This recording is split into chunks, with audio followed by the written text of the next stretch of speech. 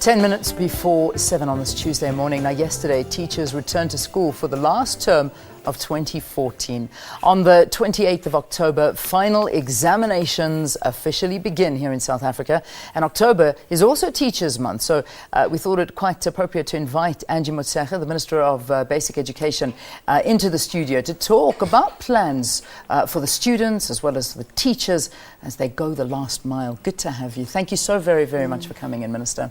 No, thank you very much. So this is it. We've entered into that final term. Obviously, we've kind of getting to the end of the year of 2014. How has it looked so far in your eyes? The year went quite fast, I think, because of elections, and also I'm just within that it's the end of the year, because if it's last term, we have our matriculants 13 days are sitting for exams.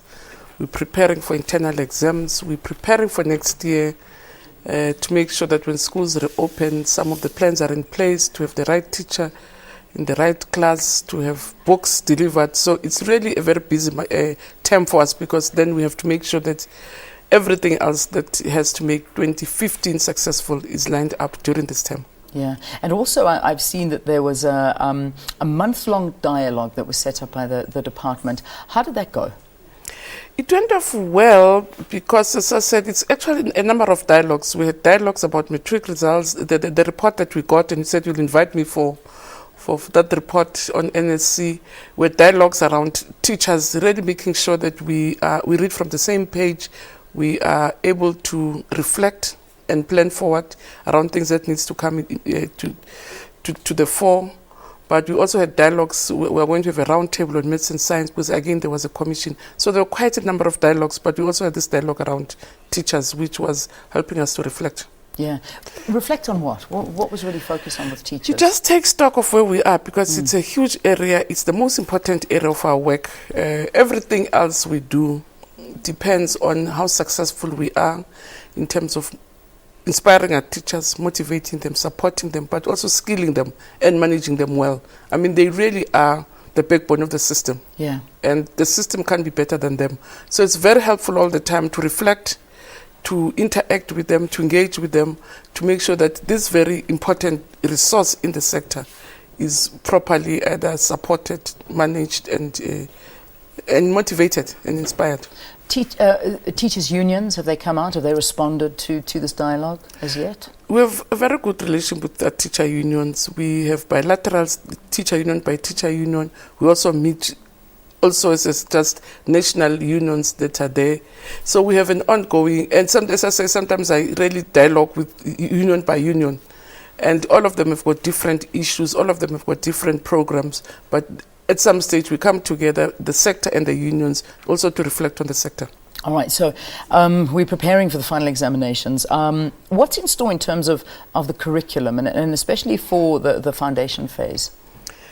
We have quite a number of things that we have in store. We have this incremental introduction of African languages, because indeed we do want every South African child to be able to speak an indigenous language who's been through our system. We just think it's good for social cohesion. That is in store, and we are continuing with the rolling out of that. We have just written our annual national assessments. We study them, and through the results that we get from ANA, we're able again to target schools that need more support, to reflect more on the sector, to say what still is weak. So that also becomes part of the work that we do.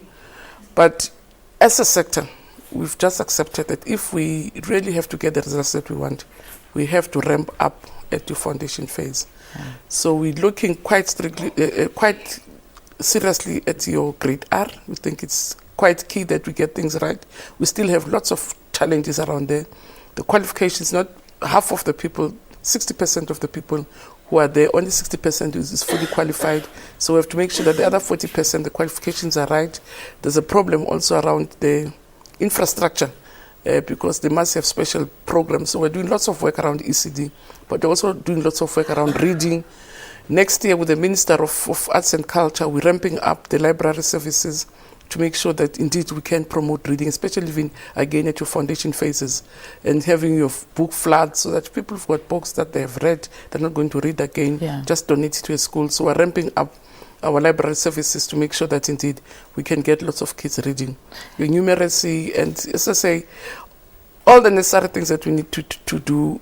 In this term, we'd focus that by 2019, all our schools must be ICT compliant. Yeah. We're really working very hard. I think we've been hearing lots of voices from provinces. That's one area which is going to be a key focus on ICTs in education. Yeah, that's vital. I mean, It is critical. I think in time to come, if you're not computer literate, you're basically going to be seen as illiterate. You know, to try and get a job and not even have any experience, it is a problem. So it's an essential. And for us as a sector, it's a huge enabler. We've seen in schools where we've rolled out, especially in the new schools that we're building, kids finish a year's job in a curriculum in 8 months, sort of a third of the time. So we think it can really help us to claw back where there are deficits. So it's a huge enabler that we are looking at to enhance the work that we do. Minister, there's, as we say, the matric examinations are around the corner. Do you have any predictions for this year's results, or is it almost something impossible to predict?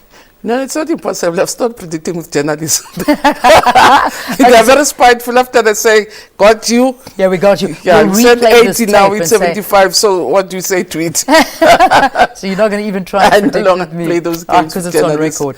All right, so if you won't predict, I'm sure you've got a message that you'd like to give out to the matric class of 2014 today. No, we have actually said to them to say they must give it their all. We are parting ways. Let's part on a beautiful note. We've been with them for 12 years. They've invested more than half their lives in education. Most of them are 18, so it's 12 years doing the same thing. So actually 2/3 of their lives have been involved in this. So they might just as well give it the best shot. The world is an oyster. They're ready. So I'm really appealing to them. They must drop everything and give it the best. Give it the best. Just do what you can these next couple of weeks and months to do it. On a completely months. I only left with less than 2 weeks. Exactly. Less than 2 weeks. 13 days. Yeah, 13 days. You're 13 right. days to Actually, go. I'm on your website. There's a big countdown clock there. Hey, it's 13 days. I'll tell you the hours and the seconds, actually. Oh, no, I've gotten out of it. But here we go. It's 13 days, 3 hours, 11 minutes, and 10 seconds. Exactly. That's what it is for them to really take advantage of this. This is a high point of their lives. It is. It opens the world to them. Minister, thank you for talking to us. Thank you for the message for the class of 2014. Those exams around the corner, so work hard, study hard, and just go out there and do your best. Right, let's take